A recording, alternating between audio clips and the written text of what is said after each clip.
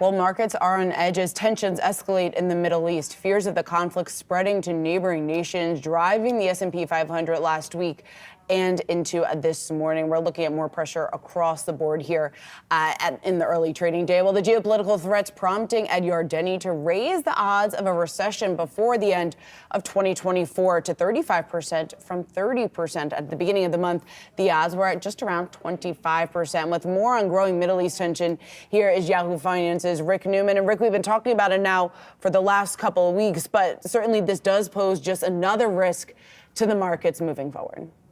Right, and I pulled out Ed Yardeni's note there as representative of what seemed to be broad concerns on Wall Street and in the investor community about how this war might get worse and directly affect markets. I think it's safe to say, for the time being, what's happening between Israel and Hamas in Gaza and elsewhere in Israel really not hitting markets. If you just look at the oil price as a proxy for that, I mean, it's around $87, $88 right now, not really higher than it was when Hamas first attacked Israel on October 7th. But the concern, of course, is that we could be one spark away from something that gets a lot worse. And you've seen some stories in the press recently about the White House concern that Israel may actually do some kind of preemptive strike against Hezbollah in Lebanon, which is north of Israel. Gaza's in the south. That could create a much worse situation than we have now. And of course, the linchpin of all of this is Iran,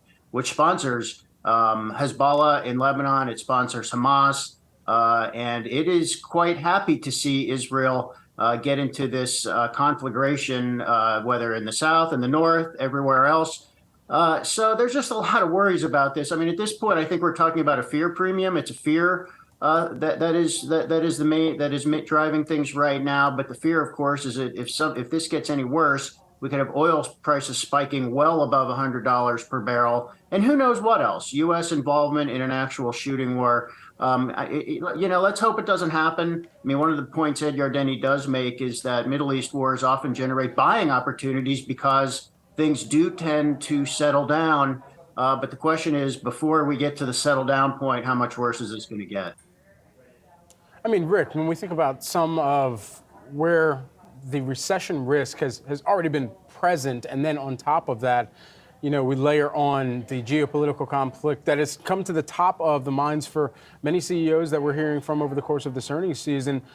Even if that timeline gets pulled forward here, has that changed how going into 2024, especially given the fact that you're tracking politics as well, where politicians are going to be either talking more about the economic situation as people are expected to continue to do what they always do and vote with their dollars? Right. So that recession prediction by Ed Yardeni is a 12-month prediction. He's talking about by the end of 2024. Every time you hear recession prediction, you have to be skeptical and keep in mind there have been dozens and probably hundreds of recession predictions during the last 2 years, right, none of which have come true. I mean, we're probably going to get GDP growth in the third quarter later this week in the 5% range. I mean, that is remarkable. And in the current quarter, maybe it's around 2%, which frankly is just fine. Even if it's 1%, it's still growth, and that would be slowing down. So I guess you always have to think that we could have a recession in 12 months. Again, I think the thing to keep in mind is if the situation in the Middle East basically stays the way it is right now, I think markets are okay.